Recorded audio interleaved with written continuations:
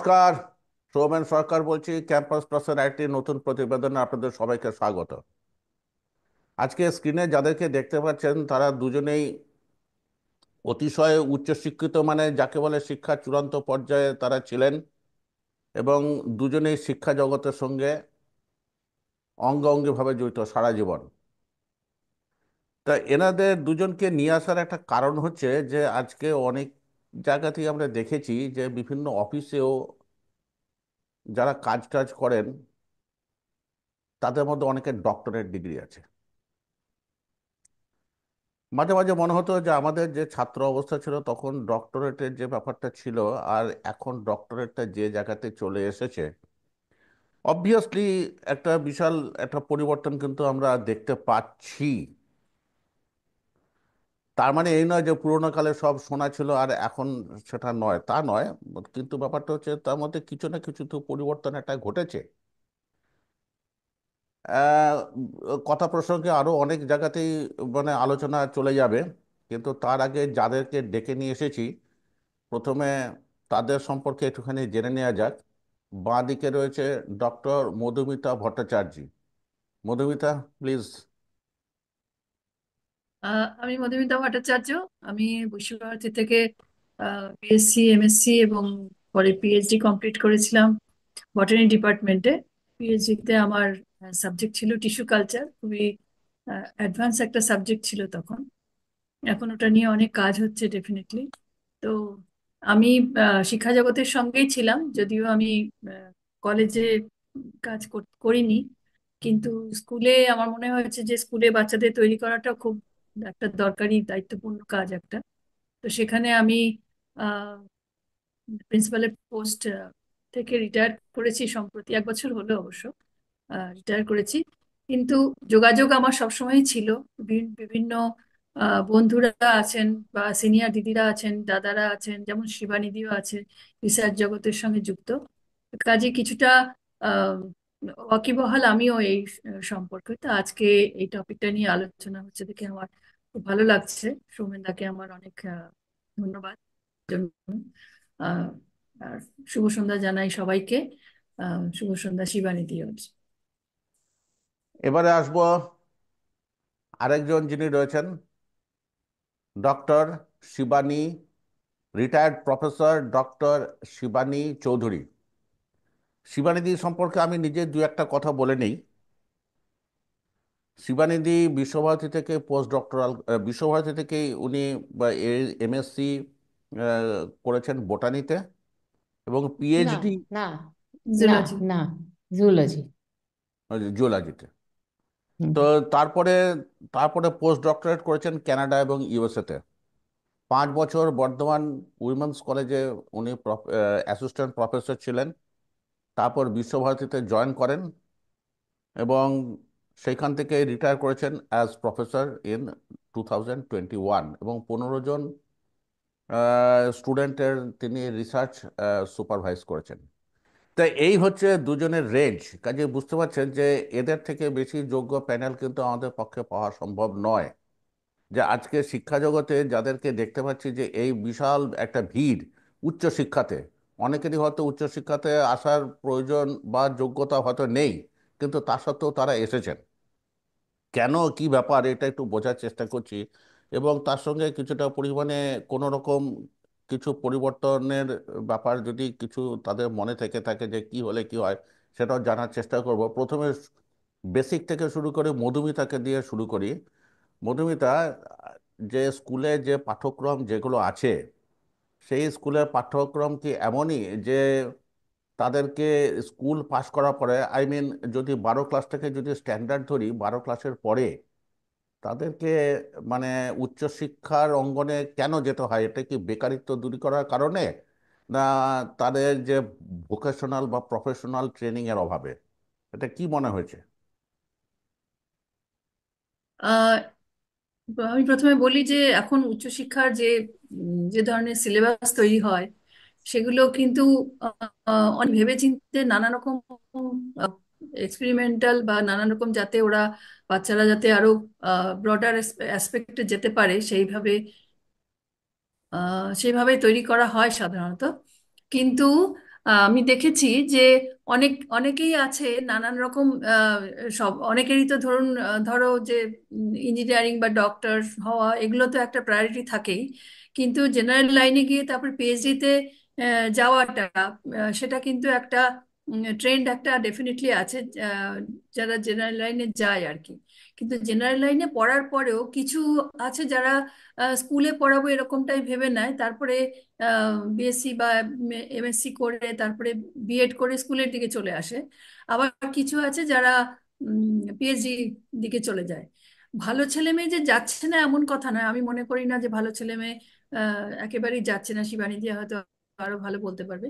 কিন্তু অনেকেই আছে যারা আর কিছু পাচ্ছি না, আচ্ছা ঠিক আছে পিএইচডিতেই জয়েন করে নি, প্রজেক্ট হয়তো আছে, টিচারদের সঙ্গে কথা বললে প্রজেক্ট হয়তো আছে, কিন্তু জয়েন করে নিল। অনেকে আবার এরকমও হয় যে উম, কাজ করতে করতে যদি চাকরি পেয়ে গেল তো তখন আহ, সেখানে গিয়ে জয়েন করে নিল, কারণ প্রায়োরিটিটা চাকরি পাওয়া ছিল, পিএইচডি করাটা নয়। তো সেরকম অনেক ক্ষেত্রেই হয়ে থাকে আমি দেখেছি। এবং এমনও দেখেছি আমি স্কুলে কাজ কালীন অনেকে দেখেছি পিএইচডি করে স্কুলে কাজ করার জন্য এসেছেন, কিন্তু তাদের বেশ কিছু জিনিস আমি দেখেছি যে বেশ ল্যাকিং থেকে যায়, যদিও হয়তো একটা সাবজেক্টের উপরে পিএইচডি করেছেন। আমি আমার এক্সপিরিয়েন্স বলতে পারি, আমার স্কুলে কেমিস্ট্রিতে পড়ানোর জন্য একজন এসেছিলেন, উনি কেমিস্ট্রিতে ডক্টরেট, কিন্তু উনি পড়ানোর ক্ষেত্রে যতটা উনি হয়তো নিজের কোয়ালিফিকেশন যতটা আছে, বাচ্চাদের কাছে পৌঁছানো, পড়া নিয়ে পৌঁছানো সেটা কিন্তু সেভাবে হয় না। তো তাতে আমার মনে হয় যে বেসিক নলেজে হয়তো কোথাও গলতি রয়ে গেছে, কিন্তু পিএইচডি উনি করে ফেলেছেন ঠিকই, কিন্তু বাচ্চাদেরকে সেইভাবে তৈরি করাটা ওনার এখতিয়ারের মানে আওতার মধ্যে নেই আর কি। তাহলে ডক্টর শিবানী কাজে আমার চৌধুরী, মনে হয় ডক্টর কাজে শিবানী আমার মনে চৌধুরী, হয় যে হ্যাঁ, এটাকে দেখা দরকার যে বেসিক নলেজটা স্ট্রং হওয়া দরকার। ডক্টর শিবানী চৌধুরী, তাকে সংক্ষেপে শিবানী দি বলেই ডাকছি, কারণ অত লম্বা নাম ধরে ডাকা আমার পক্ষে একটু অসুবিধা হচ্ছে। তো ব্যাপারটা হচ্ছে, একজন এই যে মধুমিতা যেটা বলছে, যে একজন পিএইচডি করেছেন, তিনি স্কুলে পড়াচ্ছেন। তাই এখানে আমি অন্য জায়গায় যাওয়ার আগে আমি এই উদাহরণটাকে আমি তুলে ধরার চেষ্টা করছি। এটা কি সেই শিক্ষকের ব্যর্থতা, না আমাদের সিস্টেমের ব্যর্থতা? স্কুলে কি সত্যি পিএইচডি যোগ্যতা সম্পন্ন শিক্ষকের দরকার আছে, না it is a miss used বা আন্ডার ইউটিলাইজড ট্যালেন্ট? আমি আমার নিজের এক্সপিরিয়েন্স দিয়েই বলছি। আমি যখন পিএইচডি সাবমিট করেছি, পিএইচডি পেয়েও গেছি, ডিগ্রিটা পেয়ে গেছি, কিন্তু তখনই তো আর সঙ্গে সঙ্গে চাকরি পাওয়া যায় না। চেষ্টা করতে হয়, তার আগে থেকেই চেষ্টা করছি, কোথাও কিছু লাগছে না। সিএসসি দিয়েছি, তখনও কিছু হচ্ছে না। ইন দ্য মিন টাইম দেখা গেল যে রসুলপুর স্কুলে একটা ডেপুটেশন ভ্যাকেন্সি হয়েছে। আমি মধুমিতার কথাটার প্রসঙ্গে বলছি, যেটা লাস্ট বলা হলো, স্কুলের ব্যাপারটা। আমার আম, আমি যেখানে বড় হয়েছি সেখানে স্কুল বলতে মিশনারি স্কুল ছাড়া আর কোনো স্কুল ছিল না। সেই জন্যে মিশনারি স্কুলে পড়েছি, ইংলিশ মিডিয়াম। তো বাংলা খুব একটা জানতাম না, মানে বাংলার প্রতিশব্দগুলো খুব জানতাম না। ইংরেজি আমি জানি আমাদের সময়কার, কিন্তু কেউই সেরকম ভাবে বাংলার প্রতিশব্দ মনে হয় জানতো না। তারপরে আহ, রসুলপুর স্কুল হচ্ছে বাংলা মিডিয়াম, লাইফ সায়েন্সের টিচার, 10 মাস পড়াতে হবে। তো আমি ভাবলাম যে ঠিক আছে, ইন্টারভিউটা তো দিয়ে দেখি, নাও নিতে পারে আমাকে। তো যাই হোক, ইন্টারভিউ দিয়ে আমি ওখানে সিলেক্টেড হলাম। আমাকে ক্লাস 11-12-এর লাইফ সায়েন্স পড়াতে হবে। তো দু একদিন পড়াবার পরেই আমি বুঝতে পারলাম যে আমি ফিট নই, কারণ আমি লিভারের বাংলা জানি না, কারণ আমি স্প্লিনের বাংলা জানি না, এইগুলোর বাংলা আমি কিচ্ছু জানি না, সত্যি করেই জানি না।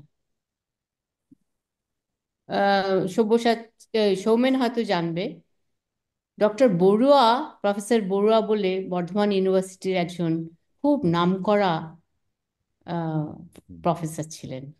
হুম, দিলীপ বড়ুয়া প্রফেসর, ওনাকে আমি আমার মাস্টারমশাইয়ের মতন রেসপেক্ট করি, খুবই ভালো মানুষ। উনি তখন ওনাকে তখন গিয়ে বললাম ব্যাপারটা যে এরকম হয়েছে, আমি কি করব।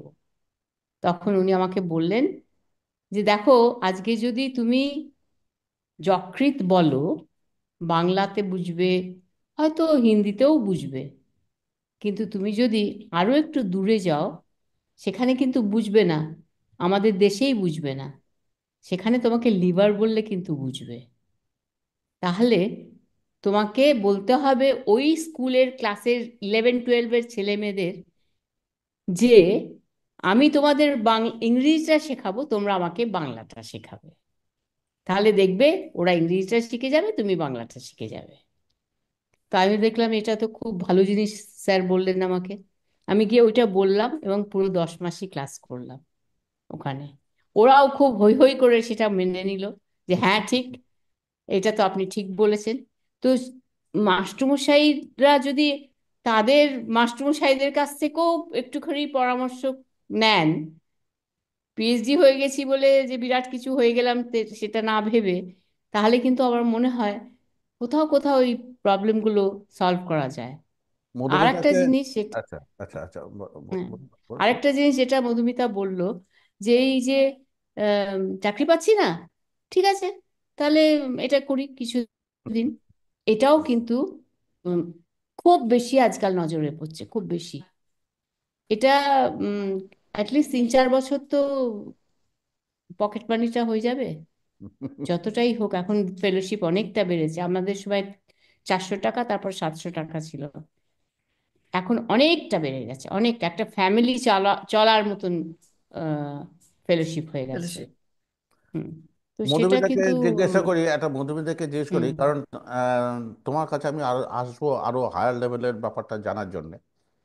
আগে ও স্কুল পর্যায়ের ব্যাপারটা একটুখানি বুঝে নিই। এই যে স্কুলে হুম রিক্রুটমেন্টের সময়তে কিন্তু দেখা হয় যে কার কত কি মার্কস আছে বা কে কোন লেভেলে পৌঁছেছিল, এই সমস্ত ব্যাপার। অটোমেটিক্যালি পিএইচডি হলে তো তার র্যাঙ্কিং বা তার মার্কসটা তো নন পিএইচডিদের হুম থেকে তো বেশি হবে। তাহলে এটা সলিউশন কি? তাহলে যদি আজকে যারা কলেজে বা অন্যত্র যারা হয়তো সেভাবে সুবিধা করতে পারেনি, তারা যদি স্কুলের লাইনে দাঁড়ান, তাহলে তো স্কুলগুলোতে পিএইচডিতে ভরে যাবে, এবং পিএইচডি গুলো তো মানে দেখা যাচ্ছে যে অ্যাজ পার ইউর এক্সপিরিয়েন্স তারা খুব একটা কাজে লাগে না। না, এখানে আমি বলতে চাই যে স্কুল লেভেলে কিন্তু পিএইচডিটা দরকারি নয়। হ্যাঁ, স্কুল লেভেলে বিএডটা হচ্ছে প্রায়োরিটি, বেশি বেশি দরকার। তো কাজে বিএড যারা করে আসবে আর পিএইচডি যারা থাকবে তাদের দুজনকেই হয়তো ডাকা হবে আহ, তাদের সাবজেক্ট লেভেল হিসেবে। কিন্তু আলটিমেটলি আলটিমেটলি গিয়ে যারা ইন্টারভিউতে ভালো করবে এবং ডেমো ক্লাস নেওয়া হয়, নানানভাবে জিজ্ঞেস করা হয়, নানানভাবে আহ, পরীক্ষা করা হয় সেই টিচারকে, যারা ধরুন ধরো যারা আহ, সেগুলোতে পাশ করবে তাদেরকেই নেওয়া হয়। কিন্তু তারও পরে অনেক সময় কি হয়, ডেমো ক্লাসেও ভালো, ডেমোতেও ভালো করলো বা ইন্টারভিউ ভালো দিল, নলেজ ভালো আছে, হায়ার লেভেলের নলেজ ভালো আছে। কিন্তু একটা কথা আছে, আমি খুব মানি এই কথাটা, মেনে এসেছি অ্যাটলিস্ট এতদিন: টু আন্ডারস্ট্যান্ড স্ট্যান্ড আন্ডার। তো সেই বাচ্চাকে বোঝার জন্য তাদের ওই লেভেলে আসতে হবে। আমি পিএইচডি করেছি বলে আমি বিরাট কিছু জানি এবং আমি স্কুলের লেভেলে আমি আগেই ধরে নেব যে বাচ্চা সবকিছু জানে, সেটা তো হতে পারে না। তো কাজেই তাকে সেই রকম করে শেখাতে হবে। তা আমি নিজে একদম ছোট বাচ্চাদের ক্লাস কেজি, নার্সারিতেও ক্লাস নিয়েছি, নিজের মজার জন্য, নিজের ভালো লাগার জন্য ক্লাস নিয়েছি, হায়ার ক্লাসে গিয়েও ক্লাস নিয়েছি। তো আমি যদি নার্সারি কেজি ক্লাসে গিয়ে আমি ক্লাস 10-এ যেরকম ভাবে বোঝাবো সেরকম ভাবে বোঝাই, তা তো হবে না। তো সেই আন্ডারস্ট্যান্ডিংটা সেই টিচারের মধ্যে থাকতে হবে, তবে সে স্টুডেন্ট পর্যন্ত পৌঁছাতে পারবে। কিন্তু কথা হচ্ছে যে পিএইচডি করে যদি কেউ আম, চাকরি পাচ্ছি না বলে আমি কোথাও কলেজে পেলাম না বা অন্য কোথাও পেলাম না, সেই জন্য আমি স্কুলে জয়েন, আজকাল তো এরকম অনেকই হচ্ছে, শুধু টিচারের জব কেন, ইভেন নন টিচিং জবে বা ইভেন গ্রুপ ডি জবেও পিএইচডি করা লোকেরা অ্যাপ্লাই করছে, কারণ তারা অন্য কোথাও পাচ্ছে না বলে। সেটা একটা বড় আমাদের সামাজিক একটা উম, মানে কি বলবো, আমরা বিপজ্জনক একটা অবস্থায় রয়েছে যে বিপজ্জনক অবস্থার পাচ্ছে না মধ্যে আছে। বলেই তারা ওইখানে হুম। আসছে। তো কাজেই তাদের ইচ্ছে না থাকলেও তারা ওইখানে ইন্টারভিউ দিচ্ছে বা আসার চেষ্টা করছে আর কি। কিন্তু সেখানেও ওই স্ক্রিনিংটা ওইভাবেই হবে যে যে সত্যি বাচ্চাদেরকে পড়াতে পারবে, কারণ বাচ্চারা তৈরি হবে আগে থেকে, তো ওরা শিখে আসে না, ওদেরকে তৈরি করতে হবে, গড়ে পিটে ভেঙে নরম মাটির তালের মতো তৈরি করতে হবে। তো কাজেই সেখানে ওটা ঠিকই আছে, কিন্তু যারা পিএইচডি করতে যাচ্ছে তারা, শিবানিদি আরো ভালো বলতে পারবে এটা, যারা পিএইচডি করতে যাচ্ছে তারা গিয়ে হয়তো টিচারের সঙ্গে অন্য কোনো জায়গায় পাচ্ছে না, সেই প্রফেসরের সঙ্গে গিয়ে যোগাযোগ করছে। অনেকেই আছেন, প্রজেক্ট আছে, আচ্ছা ঠিক আছে, চেনা মুখ, চিনি ভালো করে, বা ছেলেটা ভালো বা মেয়েটা ভালো, আচ্ছা ঠিক আছে, ওকে পিএইচডি তুমি শুরু, ঠিক আছে শুরু করো। এরকম আমার, আমি তো অনেক দিন আগে করেছি, তাও ওই রকম সময়ও দেখেছি, এরকম অনেক একটা দুটো কেসে হয়েছে যে অর্ধেক ছেড়ে চলে গেছে, তারপর সেই ভাঙা কাজটা আরেকজনে ফেলোশিপটাতে আবার করেছেন, রাইট। আরেকজন, হ্যাঁ আরেকজন কাজটা করেছে আর কি, সেরকম ভাবেও হয়। তো এবারে সেটা শিবানীদিকে হয়তো একটা জিজ্ঞেস সেটা করি, নিশ্চয়ই এখনো আছে। শিবানীদিকে এবারে জিজ্ঞাসা করি, যেহেতু তুমি মধুমিতার থেকে বেশ কিছুটা সিনিয়র, হুম। এবং অঙ্গাঙ্গিভাবে এই লেভেলটাতে তুমি কাজ করেছো, তোমার যখন ছাত্র অবস্থা ছিল, ছাত্র বলতে পিএইচডি ডক্টরেট করাটাকে আমি ছাত্র অবস্থায় বলছি, নিশ্চয়ই স্টুডেন্ট। নিশ্চয়ই। হ্যাঁ স্টুডেন্ট, এই যে রিসার্চ স্টুডেন্ট, তোমার যখন ছাত্র জীবন ছিল আর যখন তোমার প্রফেসর জীবন শেষ হলো, এদের মধ্যে কি ধরনের মানে একটা প্রগ্রেশন বা ইভলিউশন বা ডিভলিউশন বা হোয়াট ওয়াজ ইউর এক্সপিরিয়েন্স? ছাত্র অবস্থায় খুব সিনসিয়ারলি কাজ করেছি, সত্যি কথাই।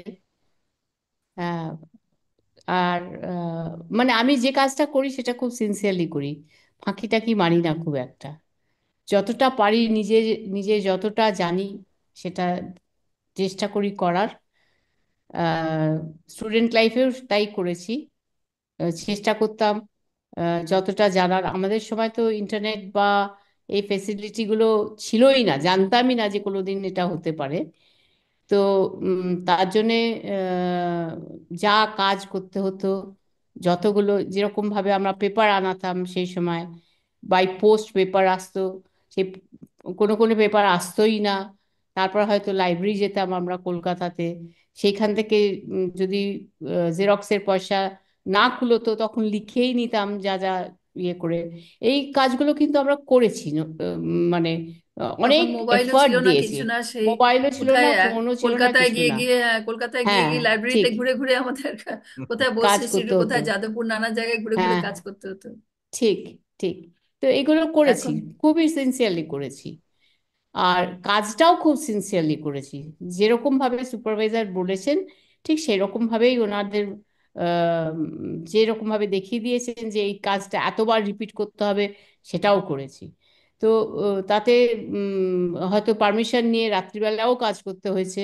আহ, উম, 3-4 জন মিলে পারমিশন নিয়েছি যে আজকে আমরা এরকম জায়গায় কাজ করব, আমাদের ফিরতে দেরি হবে, তো ওনারা তাহলে হয়তো তোমরা বলে এখন, দিয়েছেন ঠিক আছে। তোমরা তোমরা তোমাদের ধরো এই যে সিনিয়র স্টেজ, যখন তোমরা ফ্যাকাল্টি, তখন যে হ্যাঁ, ছাত্রদের বা ছাত্রীদেরকে পাচ্ছ তাদের সঙ্গে তোমাদের, যদিও দুটো যুগের মধ্যে তুলনা হয় না, আমি বলছি যে কি পার্থক্য?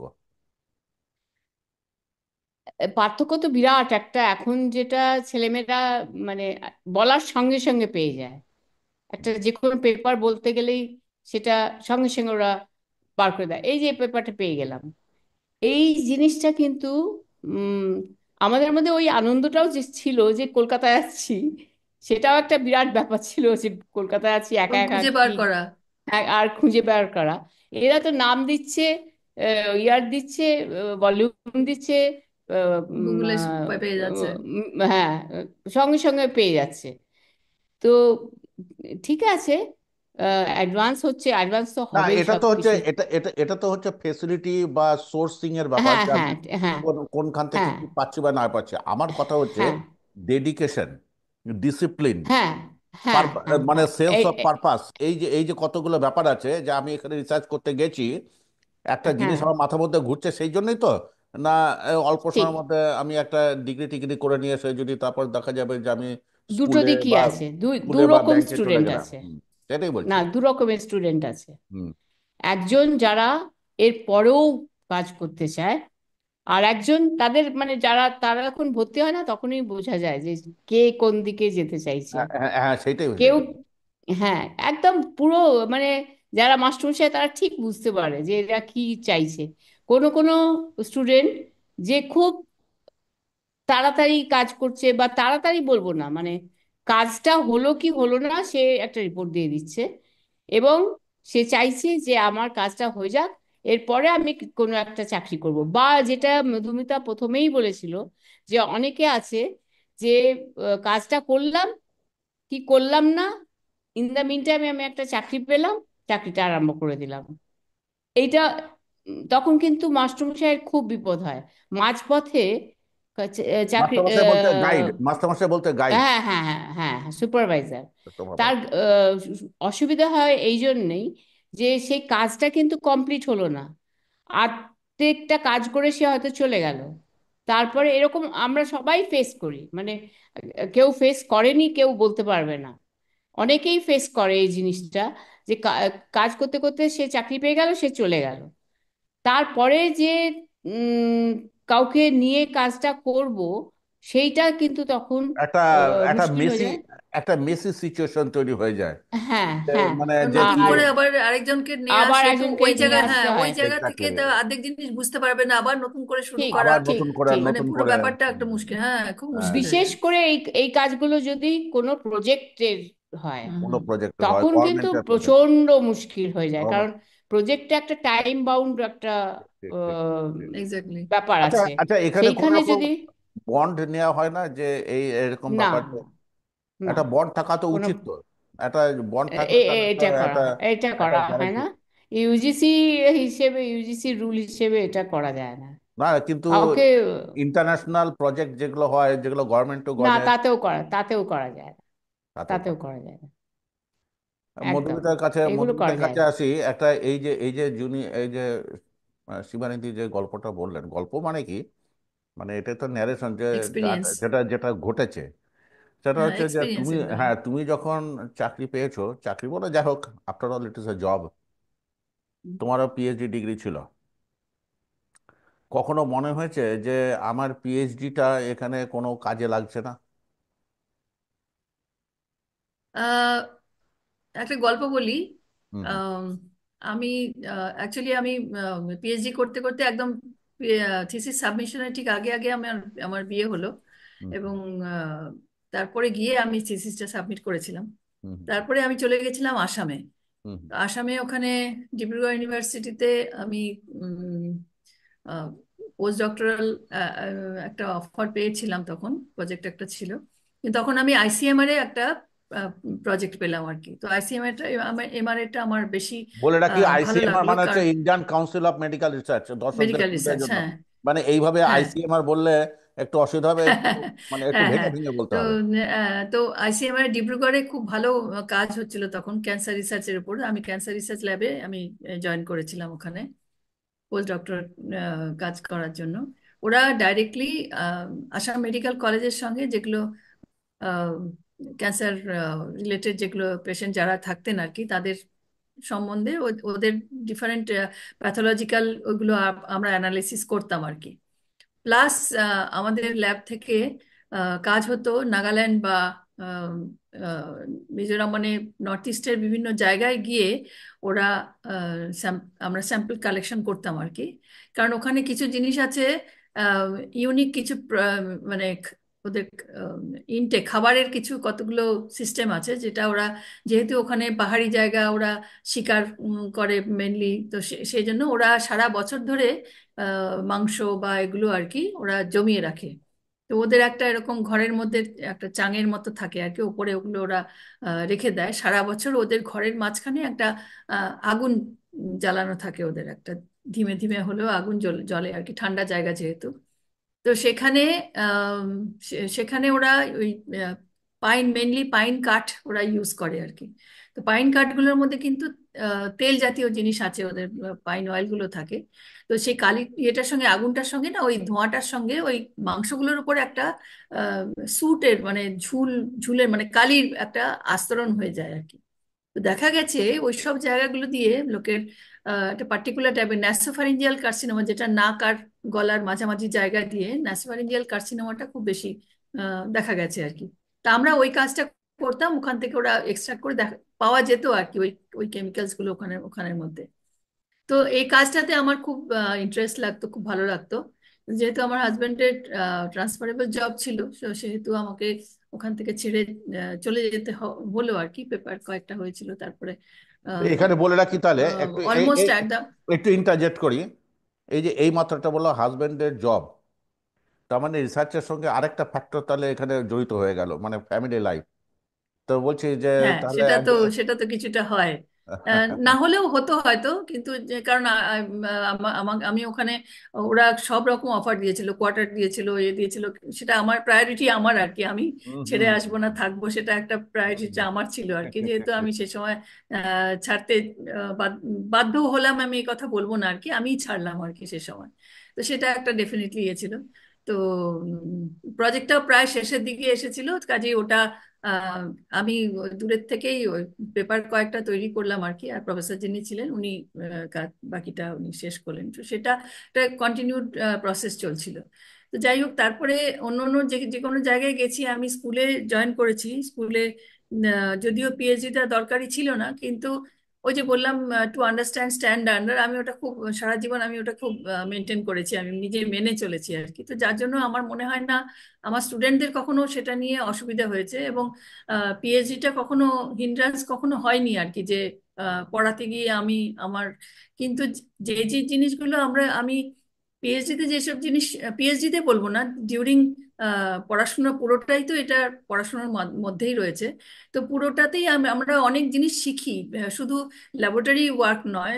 একটা ডিসিপ্লিন শেখা হয়, একটা কিভাবে অ্যাপ্রোচ করা হয় সেগুলো শেখা হয়, বাচ্চাদের কিভাবে বললে সেটা বুঝতে পারবে আরো ভালো করে, সেগুলো আমাদের শেখা হয়, আচ্ছা, এক্সপিরিয়েন্স দিয়ে তো শিবানীর শেখা হয়। তো শিবানীর ডেফিনেটলি কাছে সেটা, এখানে। জাস্ট এক মিনিট, হ্যাঁ হ্যাঁ জাস্ট হ্যাঁ, এক মিনিট। তো শিওর সেগুলো শিওর। ডেফিনেটলি ইমপ্লিমেন্টেড হয়েছে আর কি পড়ানোর সময়। কাজে আমার মনে হয়নি কখনো যে পিএইচডিটা কেন খামোখা পিএইচডি করলাম, আমার তো কাজে লাগছে, সেটা আমার কখনো মনে হওয়ার সুযোগ হয়নি আর কি। আমি সেগুলোকে কাজে লাগিয়েছি। এখন সবাই এই কাজে লাগাবে কিনা সেটা এই আমি এই বলতে পারছি না, প্রশ্নটাই এই কিন্তু আমি কাজে লাগিয়েছি। এই প্রশ্নটা আমি শিবানীর কাছে ভেরি নিয়ে যাব। গুড। এই প্রশ্নটাই আমি আমি শিবানীর কাছে নিয়ে যাব। আমি আমার আমার মধুমিতার প্রশ্ন সঙ্গে হচ্ছে, একদম না, তার একমত সঙ্গে আমার এই সঙ্গে একটু ব্যাপারে। একমত হওয়ার প্রয়োজন আছে। প্রথম কথা হুম হচ্ছে মধুমিতা তার নিজের যে এক্সপিরিয়েন্স, তার নিজের যা সিচুয়েশন বা যে ব্যাকগ্রাউন্ড যেটা বলছে, হুম। তাতে যে কোনো সাধারণ মানুষের, কাণ্ডজ্ঞান সম্পন্ন সাধারণ মানুষের কাছে এইটাই প্রমাণিত হবে যে মধুমিতা এই প্রজেক্টে কিন্তু এই রিসার্চের সঙ্গে থাকলে ও যে পরিমাণ ওর কন্ট্রিবিউশন হতে পারতো, টিচার হিসেবে যতই সাকসেসফুল হোক না কেন, হয়তো আরও অনেকেই সাকসেসফুল হতে পারে, ও হতে পারে। তাহলে এই হুম। যে সিচুয়েশনগুলো যে তৈরি হয়, এই সিচুয়েশনগুলো থেকে কি কোনো মুক্তির সম্ভাবনা নেই, যাতে সে তার নিজের ট্যালেন্টের প্রতি সুবিচারটাও করতে পারে এবং নিজের সার্ভিসের প্রতিও সুবিচার করতে পারে? একটা কথা মধুমিতা বলেছে কিন্তু, হুম, সেটা হচ্ছে ওটা এন্টায়ারলি ওর ওপর নির্ভর করছে। ও বলেছে ওটা আমি ডিসাইড করেছি যে আমি কি করব। আর সেম। ওর প্রজেক্টটা তখন মোটামুটি শেষ হয়ে আসছিল, সেই জন্যে ওর কোনো অসুবিধা হয়নি। সেই জন্যে আমি, যদি প্রজেক্টটা 3 বছরের হয়, ও যদি তার আগে 6 মাসের মধ্যে ছেড়ে না, যায় ওর তখন তো আরো কিন্তু দরকার ছিল। বুঝতেই। ওর তো আরো দরকার ছিল যে ও তো আরো, মানে সারা জীবন যদি ওইটা নিয়ে পড়ে থাকতো, তাহলে কিন্তু দেশ বা বিষয়ে সেটা আরো বেশি উপকৃত হতে পারতো। হ্যাঁ, সেটা হতে পারতো, কিন্তু ও যে কাজটা করে এসছে, ওই স্যুটের থেকে যে ব্যাপারটা হয়েছে ক্যান্সারের, একটা পথ তো দেখিয়ে এসছে, সেটাও তো রাইট বিরাট। রাইট সেটাই তো বিরাট। রাইট। এটা এটা এটা কিন্তু আমাদের মানতে হবে। একটু বলে নেই। প্রথম। আর আর হ্যাঁ মাত্র 8 মিনিট, আর মাত্র 8 মিনিট আমাদের সময় আছে। কথা বলতে বলতে যে কোথা দিয়ে সময় চলে গেল এটা বুঝতে পারছি না। আমাকে একটু অন্য সাবজেক্টে চলে যেতে হবে, কারণ এটা আমি মনে করছি এটা ভাইটাল। যেহেতু আচ্ছা বিদেশে রিসার্চের ব্যাপারটা তোমার মধ্যে রয়েছে, আচ্ছা। তাহলে দেশে এবং বিদেশে এই যে রিসার্চের যে অ্যাটমসফিয়ার, কারা আসছে রিসার্চ করতে এবং তারা পরবর্তীকালে কি করছে, তোমাদের মানে সমবয়সী, বিদেশ। তোমাদের ছাত্র অবস্থায়, তোমাদের ছাত্র অবস্থায় তোমার সমবয়সী যারা ছিল বা পরবর্তীকালে টিচার হিসেবে যাদেরকে গাইড করেছো, তারাই বা কে কি করলো, এবং দেশের সঙ্গে বিদেশের ও কোনো পার্থক্য আছে কিনা? ও ও এটা কয়েকটা ভাগ করা যায়। যদি আমি 1 নম্বর ধরি, রিসার্চের ক্ষেত্রে আমি বলবো আমাদের এখানকার কয়েকটা বড় বড় ইনস্টিটিউশন আছে যেখানে কিন্তু রিসার্চের কোনো অসুবিধা হয় না। আজকে যদি আমি একটা কোনো কেমিক্যাল চাই, সেটা আমি কালকে পেয়ে যাব। কিন্তু অনেক ইউনিভার্সিটি আছে যেখানে কিন্তু যে কোনো কেমিক্যাল পেতে পরের দিনই হবে না, হয়তো 10 দিন সময় লাগবে। এই গ্যাপটা কিন্তু আমাদের দেশের বড় বড় ইনস্টিটিউট ইউনিভার্সিটির মধ্যে আর বিদেশের যে কোনো ল্যাবের মধ্যে পার্থক্য নেই, একই রকম। কিন্তু যে ইনস্টিটিউটগুলো একটু কি বলবো, মানে টাকা পয়সাও আছে, সবই আছে, কিন্তু একটু রিমোট জায়গায়, তাদের কিন্তু একটু অসুবিধে হয়। কারণ সব কিছু, আমাদের কিন্তু সব কিছু যদি একটা মেশিন খারাপ হয়ে যায়, সে মেশিনটা ঠিক করতেও কিন্তু লোক আসতে হয় শহর থেকে। না, আমি যেটা বলতে এবং চাইছিলাম, আমি যেটা বলতে চাইছিলাম সেটা একটু অন্য। এটা তো হচ্ছে হ্যাঁ, ফেসিলিটেশনের ব্যাপার। আমি যেটা বলতে হ্যাঁ, চাইছিলাম যে আমাকে এই টাইম বাউন্ড প্রোগ্রাম মধ্যে একটা ডিগ্রি করে নিয়ে চলে যেতে হবে, তারপর আমাকে মার্কেটে নামতে হবে, হ্যাঁ, এই যে ব্যাপারটা, হ্যাঁ, এই ব্যাপারটা কি বিদেশেও ছিল? হ্যাঁ, এটা সব জায়গায় আছে। আচ্ছা, সেইটা, সেই এটা সেই এটা ছেলেমেয়েদের মধ্যে ওখানেও আছে, যে আমাকে কাজ করে। এবং আমি সেটা বলবো না, এটা পার্সেন্ট টু পার্সেন্ট ভ্যারিও করে অনেকে। যেমন 6 বছরের বিদেশের এটা হচ্ছে, পিএইচডি করার সময়টা হচ্ছে 6 বছর। 6 বছর ফেলোশিপ দেয়, এবং এই 6 বছরের মধ্যে চেষ্টা করতে হয় তাকে শেষ করতে। সে আমাদের দেশ থেকে পিএইচডি করতে, আমাদের দেশ থেকে বিদেশে গিয়ে পিএইচডি করুক, কি ওখানকার ছেলেমেয়েরাই পিএইচডি করুক, তাদের কিন্তু ওই 6 বছর টাইমটা দেওয়া হয়। তাদের জন্য যে তারপরেও পরিমাণ, যে পরিমাণ রিমিউনারেশন বলবো না, একটা কম্পেনসেশন তো কিছু একটা থাকে তার দেশের ফেলোশিপ, হ্যাঁ, ফেলোশিপ, হ্যাঁ, হ্যাঁ, সেটাই বলছি, যেভাবেই হোক, স্কলারশিপ, ফেলোশিপ, হ্যাঁ, সেটা হ্যাঁ। কি আমাদের দেশের সঙ্গে কি সেগুলো কি তুলনীয়, না সেটা অনেক বেশি? আর একটা ব্যাপার হচ্ছে, ওখানকার ফেলোশিপটা যেরকম, যদি ইন্টারন্যাশনাল স্টুডেন্ট হয়, তাদের টিউশন ফিও আছে। আবার ন্যাশনাল, মানে ওখানকার ছেলে মেয়ে যারা, তাদেরও একটা টিউশন ফি আছে পিএইচডির জন্য। এই টিউশন ফিটা দেওয়ার পর ইন্টারন্যাশনাল ছেলে মেয়েদের একটু অসুবিধা হয়। কেননা ইন্টারন্যাশনাল ছেলে মেয়েদের জন্য বিশেষ কয়েকটা ইউনিভার্সিটিতে দেখা যায় যে ফিসটা অনেক হাই হয়। তখন যেটুকু টাকা বাঁচে, আমি টাকা হিসেবেই বলছি, তাতে কিন্তু একটা ছেলেমেয়ের পক্ষে বাড়ি ভাড়া করে বা কোথাও থেকে তারপরে খাওয়া দাওয়া, নিজের খাওয়া দাওয়ার ব্যাপারটা সামলে আহ, টাকাটা একটু কম পড়ে যায়। তখন তাদের ওই 20 ঘন্টা সপ্তাহে দেওয়া হয়, যে ওইটুকু সময় তুমি কাজ করতে পারো, ওটা পারমিশন থাকে আর কি। তখন ছেলেমেয়েরা ওই কাজগুলো করে ফেলে। আমাদের দেশে যেমন কোনো ট্যাক্স নেই, ফেলোশিপের কোনো ট্যাক্স নেই বা এইসব নেই, ও দেশে কিন্তু তা নয়, তাকে ট্যাক্স রিটার্নও দিতে ফেলোশিপ মানে হয়। এটা ওই ইনকামের মধ্যে, ইনকামের মধ্যেই পড়ে যাচ্ছে। হ্যাঁ, হ্যাঁ, হ্যাঁ। সেই জন্য তাদের ওই ফেলোশিপ ফেলোশিপ থেকে ট্যাক্সটাও দিতে হয়। সেই জন্য এই কয়েকটা জিনিস কিন্তু মাথায় রাখতে হয়। মাথায় হয়তো রাখে। কয়েকটা দেশে হয়তো নেই, কিন্তু আমেরিকা, কানাডা বা ওই রকম দেশগুলোতে আছে, হয়তো ইউরোপিয়ান সব কান্ট্রিতে নেই, কয়েকটা কান্ট্রিতে হয়তো এটা আছে। তো এইগুলো কিন্তু একটু ভাবার আমাদের বিষয় হয় যখন। দুজনকেই দুজনকেই এক এক মিনিট করে একটু বলতে হলো, কারণ আমাদের সময় অনেকটাই কমে এসছে, আর আচ্ছা, মাত্র 4 মিনিট বাকি আছে। তো আচ্ছা, আচ্ছা, ব্যাপারটা ঠিক হচ্ছে আছে। যে কথা বলতে বলতে কোথা দিয়ে চলে যায়, মানে ব্যাপারটা হচ্ছে কি, আমার এই প্রোগ্রামটা করার একটা থিম কোশ্চেন হচ্ছে, আজকে রিসার্চের জগতে, আমি দেশের কথাই বলছি, যারা হুম। আসছেন তারা মধ্যে শুধুমাত্র সাবজেক্টটাকে উন্নত করার জন্যেই যারা, বা সাবজেক্টে কন্ট্রিবিউট করার জন্যে যারা আসছেন, তাদেরকে নিয়ে কি শুধু এই রিসার্চের অঙ্গনটা কি থাকতে পারে না, না এই ধরনের বেকারিত্ব দূরকরণের একটা মানে প্রোগ্রাম হিসেবে পিএইচডিটা থাকবে, মানে এটা ওয়ে আউটটা কি? মধুমিতা আগে বলো, তারপর কনক্লুডিং রিমার্ক আমি হ্যাঁ, সেখানে আমার মনে হয় এটা পার্সন টু পার্সন কিছুটা ভ্যারি করবে। এখন আমি যদি মনে করি না, আমি জানতে চাই, আমার জানার ইচ্ছা আছে, আমি বিজ্ঞানের গবেষণা করে আমি আহ, আমার জ্ঞান অর্জন করব, সেটাকে আমি দেশের কাজে লাগাবো, সেটা আমার নিজস্ব ব্যাপার। কেউ যদি মনে করে কখন আমি চাকরি পাবো, যতক্ষণ না পাচ্ছি ততক্ষণ একটু কাজ করে নিই, টাকা পেয়ে যাব, সেটা এখন নিজেদের ব্যাপার। এরকমও আমি দেখেছি যে খুব একটা হয়তো উৎসাহ নিয়ে এলো না, কিন্তু কাজ করতে করতে তার মধ্যে এত একটা ইন্টারেস্ট গ্রো করে গেল যে তারপরে কাজটাই ধ্যান জ্ঞান হয়ে গেল, তখন আর চাকরিটা প্রায়োরিটি থাকলো না। কিন্তু আজ আমাদের দেশে মধ্যবিত্ত, বেসিক স্পেশালি আর কি, মধ্যবিত্ত সমাজে তো চাকরিটা একটা বড় প্রায়োরিটি থাকেই। তো কাজেই সেটা কিছুটা পার্সন টু পার্সন আমার মনে হয় ভ্যারি করবে।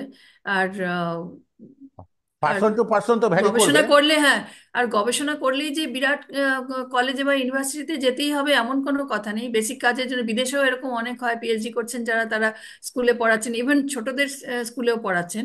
আমি হুম, কিভাবে সে আমার নলেজটাকে আমি ইউটিলাইজ করব, সেটা ডেফিনেটলি আমার সেটা আহ, নিজস্ব ব্যাপার, চয়েস। কিভাবে চ্যানেলাইজ করব। তো শিবানীদের কাছে আসি। শিবানীজি, কনক্লুডিং আমার মনে রিমার্ক। হয় সেটা। Concluding remark. হ্যাঁ, একদম কনক্লুডিং। আহ, ব্যাপারটা হচ্ছে, আমি প্রশ্নটা একদম। আগে দিই। সেটা হচ্ছে যে সরকার বা সংস্থা, অর্গানাইজেশন এবং গাইডস, এরা কিভাবে ঠিক ঠিক মতো ছেলেদেরকে, বা ছেলে বলতে আমি স্টুডেন্ট বলছি, তাদেরকে নিতে হুম। পারে, এবং যারা এই ধরনের মানে অন্য ধরনের আইডিয়া থেকে আসছেন তাদেরকে সরিয়ে রাখতে পারে। কারণ এটা দেশের কিন্তু রিসোর্স এর ওপরে ব্যয় হচ্ছে, কাজে এখানে কিন্তু খুব একটা কম্প্রোমাইজ করার জায়গা নেই। কয়েকটা টেস্ট আছে। আজকাল সব কিছুতেই টেস্ট যেমন হয়, কিন্তু ইউজিসি উঠিয়ে দিচ্ছে টেস্টটা, কিছুদিনের মধ্যেই হয়তো উঠে যাবে। সেটা হচ্ছে যে আগে স্লেট ছিল স্টেট লেভেলে, সেরকমই নেট আছে, সিএসআইআর ইউজিসি সবাইকারই নেট আছে, কিন্তু শুনছি যে এগুলো উঠে যাবে আস্তে আস্তে। সেরকম ইউনিভার্সিটিরও একটা আছে রেট, যেটাকে বলা হয়। তো এইগুলো বেসিক কয়েকটা জায়গা আর কি, যেখানে ছেলে মেয়েদের টেস্ট করে ঢোকানো হয় যে এরা এলিজিবল কিনা পিএইচডিতে ঢোকার মতন। এইটা একটা। আর সেখান থেকে অনেক অনেক ইউনিভার্সিটিতে বা রুলস আছে যে তাদের তারপরে ইন্টারভিউ নেওয়া হবে, যারা কোয়ালিফাই করলো। সেই ইন্টারভিউ যদি কোয়ালিফাই করে তখন তাকে নিতে হয়। এবং নেট সেট, নেট, ইউজিসি হোক আর যাই হোক, তারা যদি কোয়ালিফাই করে they can go to any place, মানে যে কোনো ইউনিভার্সিটিতে তারা যেতে পারে। মনে হচ্ছে আমাকে আর থামিয়ে দিতে হচ্ছে, মানে তাহলে আমি আচ্ছা আচ্ছা, ধন্যবাদ, ঠিক আছে। ধন্যবাদ দেওয়ার সুযোগটা পাবো না। ঠিক আছে। মানে ব্যাপারটা হ্যাঁ হচ্ছে কি, হ্যাঁ, এই ধরনের সাবজেক্টে কিন্তু এখানে ঘন্টার পর ঘন্টা এখানে আলোচনা চালিয়ে যাওয়া যেতে পারে, কিন্তু ঠিক। মানে এই কোন স্বল্প নোটিশে টাইম বাউন্ড। এইরকম টাইম বাউন্ড, দুজন হ্যাঁ। বিদগ্ধ শিক্ষার সঙ্গে যুক্ত দুই ভদ্রমহিলা এসে আমাদের এই ক্যাম্পাস প্লাসের চ্যানেলে এসে যে আলোচনাটা করলেন, এতে কিন্তু আশা করি অনেকেই উপকৃত হবে, এবং আমি একটা অ্যাসুরেন্স চাই যে ভবিষ্যতেও যখন প্রয়োজন হবে তখন আপনাদেরকে পাবো বলে আপনাদেরকে হ্যাঁ, ধন্যবাদ